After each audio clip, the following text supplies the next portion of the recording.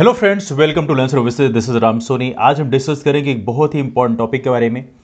Corona virus के variant के बारे में आपने काफ़ी कुछ सुना होगा। आज हम ये जानेंगे कोरोना वायरस के वेरिएंट, जो फेमस वेरिएंट हैं वो कौन कौन से हैं, और साथ में भी जानेंगे म्यूटेशन क्या होता है। इसी बीच WHO ने एक नए वेरिएंट के बारे में जानकारी दी, इसका नाम है MU वेरिएंट। तो आइए जानते हैं MU वेरिएंट क्या है। हर एक चीज़ के बारे में बात करेंगे। Let's start the discussion. लेकिन उससे पहले हम ये भी जानेंगे बेसिकली किसी भी वायरस का जो नामकरण है वो कैसे होता है। यदि हम देखें तो वर्ल्ड हेल्थ ऑर्गेनाइजेशन ने अभी एक नया वेरिएंट क्लासिफाई कैसे बोलते हैं, SARS-CoV-2 वेरिएंट। देखिए, आपको पता होना चाहिए SARS-CoV-2 क्या होता है। अक्सर आप लोग कंफ्यूजन होता होगा। देखिए, जब आप कोरोना वायरस की बात करते हैं तो ये कोविड 19 बेसिकली एक डिजीज का नाम है। ये एक बीमारी का नाम किया गया है। नाउ जब हम बात करते हैं वायरस का नाम है, तो वायरस का नाम है SARS-CoV-2। तो आप याद रखिएगा, कोविड 19 का जो डिजीज, देखिए कोविड 19 डिजीज का नाम है, बीमारी का नाम है, लेकिन जो वायरस का नाम है वो है SARS-CoV-2। सार्स का फुल फॉर्म क्या है? सार्स का फुल फॉर्म है severe acute respiratory syndrome corona virus 2। ये इसका बेसिकली नाम है। तो आपको पता होना चाहिए नाम वायरस का क्या है और बीमारी का नाम क्या है, दोनों चीजें पता होना चाहिए। और इसका एक नया वेरिएंट पाया गया है जिसका नाम क्लासिफाई किया गया B.1.621। ये इसे बोलते हैं variant of interest. Variant of interest क्या होता है इसके बारे में जानेंगे, लेकिन सबसे महत्वपूर्ण है इस वेरिएंट का नाम रखा गया है MU वेरिएंट। देखिए, एज ऑफ नाउ देखा जाए तो वायरस का जो नामकरण कैसे होता है। देखिए, आमतौर पर जो जेनेटिक स्ट्रक्चर होता है उस पे उसका नामकरण किया जाता है। और ये नामकरण करने का जो काम है, जो वायरोलॉजिस्ट होते हैं और जो साइंटिफिक कम्युनिटीज होती हैं वो सब मिलकर करते हैं। और ये नामकरण ऑफिशियल तरीके से international committee on taxonomy of viruses, इनके द्वारा किया जाता है। तो ये नामकरण कौन करता है? ICTV, जिनका पूरा नाम है international committee on taxonomy of viruses. जहां तक की बात करें एज ऑफ नाउ वेरिएंट की बात करें, तो हमने बोला वेरिएंट ऑफ इंटरेस्ट, इसे बोलते हैं VOI। तो वेरिएंट ऑफ इंटरेस्ट इस समय काफी कंसर्न बना हुआ है। तो जो 4 अदर वेरिएंट ऑफ इंटरेस्ट हैं, जिनमें है ईटा, आयोटा, कप्पा एंड लैम्ब्डा। तो ये 4 प्रकार के वेरिएंट ऑफ इंटरेस्ट हैं, इनके बारे में आप लोग जान सकते हैं, काफी इंपॉर्टेंट होते हैं। अभी जानेंगे वेरिएंट ऑफ इंटरेस्ट क्या होता है। लेकिन यदि MU वेरिएंट की बात करें, इसको पहली बार पाया गया था जनवरी 2021 में। कहां पर पाया गया था? कोलंबिया। कोलंबिया कहां पे है? कोलंबिया बेसिकली साउथ अमेरिका में है, जिसकी राजधानी बोगोटा है। ये तो आप जानते ही हैं। तो ये basically as of now 39 countries में अब तक पाया चुका है। पहले इसका सिम्टम मिला था जनवरी 2021 में, लेकिन एज ऑफ नो दुनिया की लगभग 39 कंट्रीज में इसके सिम्टम्स पाए गए हैं MU वेरिएंट के। नाउ MU वेरिएंट की बात करें तो इसका जो सिम्टम है, साउथ अमेरिका की जो कंट्रीज हैं और यूरोप की जो कंट्रीज हैं, यहां पे इसके सिम्टम्स पाए गए हैं। तो ये एक कंसर्न क्रिएट करता है। नाउ वेरिएंट ऑफ इंटरेस्ट की बात करें कि वेरिएंट ऑफ इंटरेस्ट होता क्या है। तो वेरिएंट ऑफ इंटरेस्ट एक प्रकार से क्लासिफिकेशन है जिसमें जो वायरस होता है उसकी जो ओरिजिनल कैरेक्टरिस्टिक होती है उसमें थोड़ी बदलाव होता है। उसका जो जेनेटिक चेंज है उससे बदलाव होता है। और जब जेनेटिक बदलाव होता है उसमें, तो उसकी जो ट्रांसमिसिबिलिटी है, जैसे ट्रांसमिशन होता है एक इंसान से दूसरे इंसान में, या डिजीज की जो सेविरिटी होती है, मतलब जो बीमारी होती है उसकी गंभीरता, इनमें बदलाव होता है। आपका जो इम्यून सिस्टम उसमें बदलाव हो जाता है। तो ये उसे बोलते हैं variant of interest. Variant of interest के बारे में भी हमने जाना, इसमें ईटा है, आयोटा है, कप्पा है, लैम्ब्डा है। ये 4 अदर वेरिएंट ऑफ इंटरेस्ट हैं जो इस समय दुनिया के लिए कंसर्न बने हुए हैं। नाउ वेरिएंट ऑफ इंटरेस्ट की बात करें तो ये लोअर लेवल ऑफ कंसर्न है। देखिए, 2 चीजें होती हैं, वेरिएंट ऑफ कंसर्न और वेरिएंट ऑफ इंटरेस्ट, ये दोनों अलग चीजें होती हैं।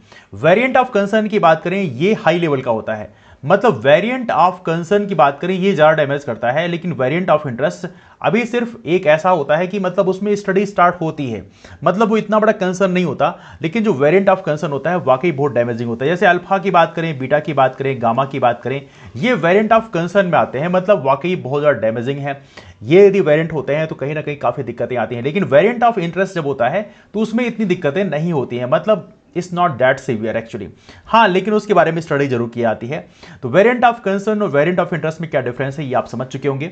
नाउ यदि बात करें वेरिएंट की बात करें, ये कैसे इमर्ज होते हैं, कैसे इनमें बदलाव होता है।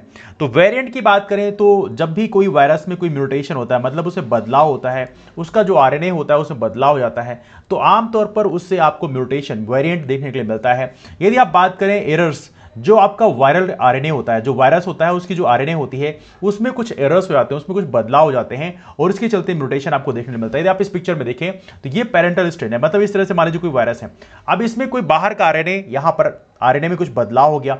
आप देख सकते हैं जैसे RNA है, ये सिंपल सा RNA आपको दिख रहा होगा, लेकिन यहां पे इस RNA में कुछ डॉट्स आपको दिख रहे होंगे, कुछ डॉट्स आपको दिख रहे होंगे, you can see some dots, और ये प्रकार से म्यूटेशन के सिम्टम को दिखाता है। तो ये जो नया ये जो नया वेरिएंट आएगा इसमें आरएनए में कुछ बदलाव देख के आएंगे, और जैसे ही आरएनए में बदलाव होंगे तो पूरा का पूरा जो आपका ये वायरस है इसमें कुछ सिंबॉलिक चेंज देखने मिलेंगे, मतलब इसका जो वायरस का बिहेवियर है वो बदल जाएगा। जैसे आप देख सकते हैं यहाँ पे ब्लू ब्लू कलर है, लेकिन यहाँ पे आपको वायरस में रेड रेड कलर भी देखने लग गए। तो ये बेसिकली एक नया स्ट्रेन देखने को मिलता है। तो ये प्रकार से वेरिएंट में ये प्रॉब्लम होती है।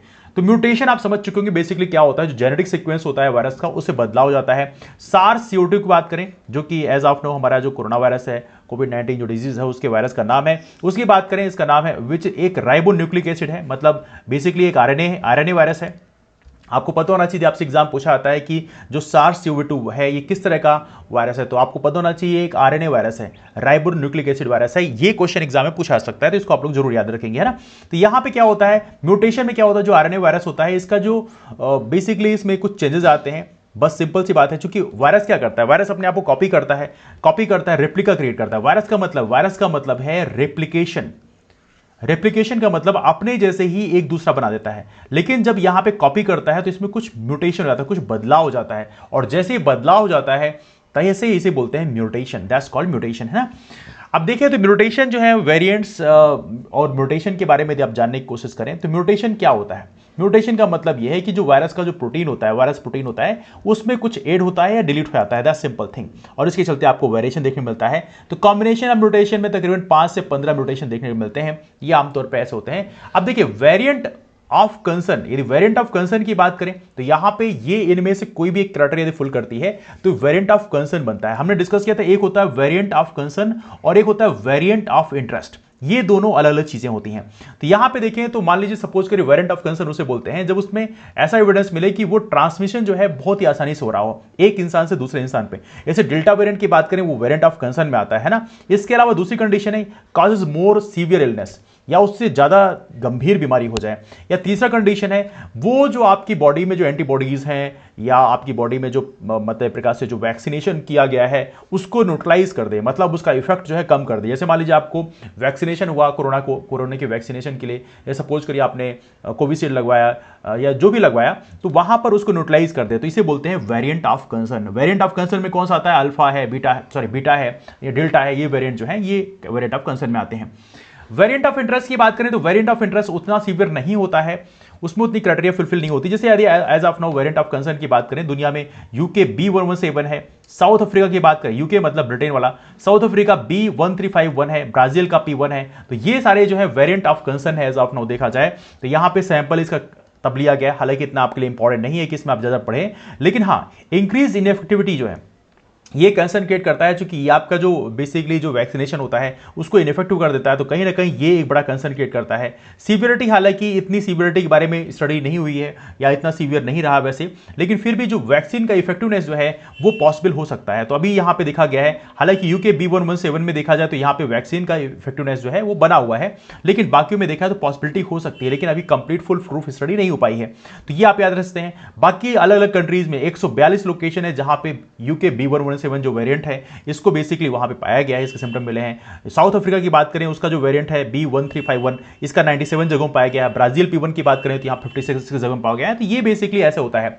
यदि वेरिएंट ऑफ इंटरेस्ट की बात करें तो भारत में जो वेरिएंट पाया गया है ये बेसिकली वेरिएंट ऑफ इंटरेस्ट है, मतलब वो उतना बड़ा कंसर्न नहीं है। जैसे इंडिया B16171 की बात करें तो ये इतना बड़ा कंसर्न नहीं है। इंडिया में B16172 की बात करें ये भी इतना बड़ा कंसर्न नहीं है। अक्टूबर 2020 में एक का पाया गया, दूसरे में दिसंबर 2020 में, तो इतना बड़ा कंसर्न नहीं है। यहां पॉसिबल हो सकता है कि हाँ ये आने वाले कल में कंसर्न करे, लेकिन एज ऑफ नाउ इसके सारे सिम्टम नहीं मिले हैं। इसलिए यहां पे जो नया वेरिएंट पाया गया है इसके लिए आपको इतना परेशान होने की जरूरत नहीं है। यमयू वेरिएंट इस समय वेरिएंट ऑफ कंसर्न में नहीं बल्कि यमयू वेरिएंट जो है वेरिएंट ऑफ इंटरेस्ट में आता है, मतलब ये इतनी बड़ी समस्या इस समय नहीं है। लेकिन फिर भी चूंकि WHO ने नई गाइडलाइन जारी किया है इसके बारे में, तो आपको इसके बारे में पता होना चाहिए, है ना।